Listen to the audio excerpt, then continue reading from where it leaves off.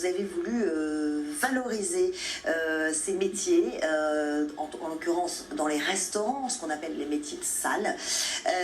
Vous êtes directeur du restaurant d'Alain Ducasse au Plaza Athénée avec votre association Au Service. Pourquoi? Parce que vous trouviez que ces personnes qui occupent ces postes de métiers de salle étaient peut-être méprisées? Mépriser, c'est un bien grand mot. Je dirais simplement que l'image du service n'est pas forcément véhiculée de la meilleure des façons, à la fois par les professionnels qui parlent pas forcément toujours bien de ce qu'ils font, de ce qu'ils font bien. On parle souvent des contraintes horaires, des contraintes techniques, etc. Et on oublie un peu le côté positif des choses. Et donc je pensais qu'il y avait un gap, il y avait un chemin à faire, un cheminement à faire pour justement revaloriser ces métiers de l'accueil et du service, et pas seulement dans un restaurant, mais dans la profession en général. Voilà.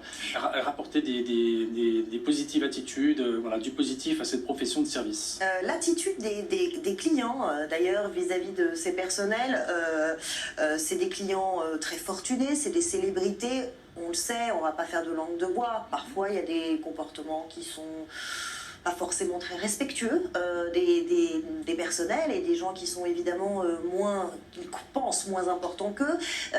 Vous avez des exemples comme ça d'attitudes pas forcément très agréables à vivre pour le personnel?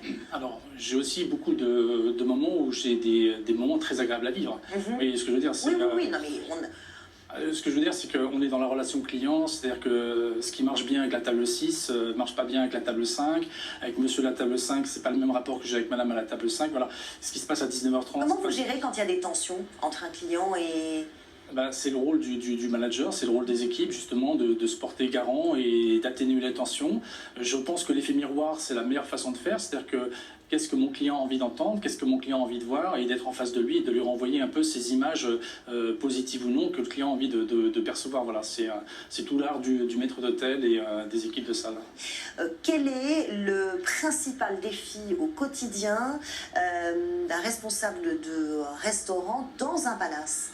De maintenir les standards très hauts, parce qu'on a des enjeux avec Alain Ducasse au Plaza Athénée, l'enjeu de garder nos 3 étoiles Guide Michelin, par exemple, de satisfaire tous nos clients et de déployer cette nouvelle thématique de cuisine que M. Ducasse a mis en place au restaurant avec cette naturalité.